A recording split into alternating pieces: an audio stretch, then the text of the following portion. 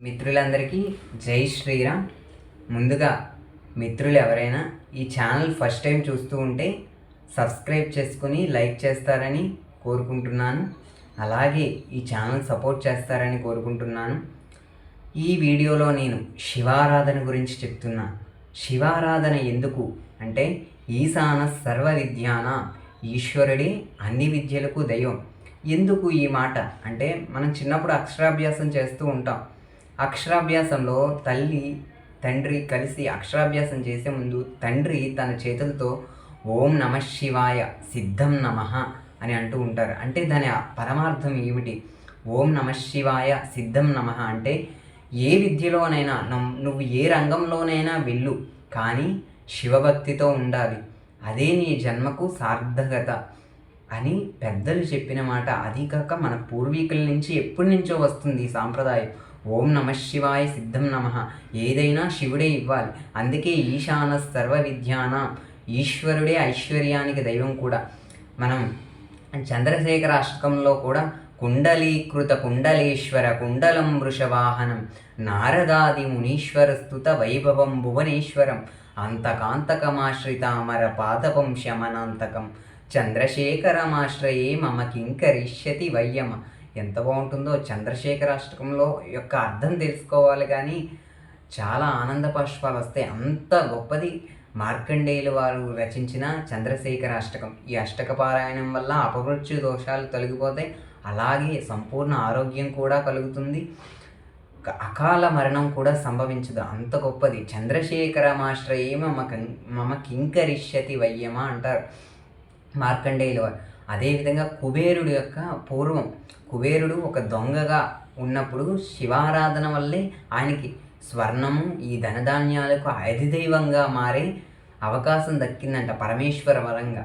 అలాగా ఒకనాడు తను పదవిలో ఉన్నప్పుడు అంటే తన అలకాపురం అనే ఒక లోకంలో తను పదవిగా వరం పరమేశ్వర వరంగా ధనధాన్యాలకు అధిదైవంగా కుబేరుల వారు ఉన్నారు. అంటే లక్ష్మీ కటాక్షం కలగాలంటే కుబేరుల వారి యొక్క అనుగ్రహం ఉండాలి.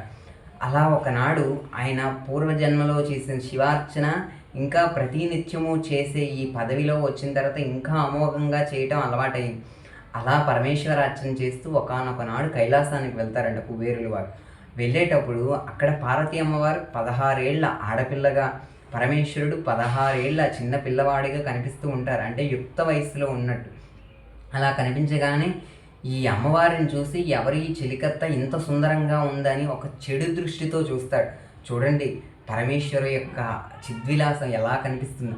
అలా చూడగానే అమ్మవారు ఆదిశక్తి ఊరుకుంటుందా? ఆవిడ ఒక్కసారి కంటి చూపుతో చూస్తుంది.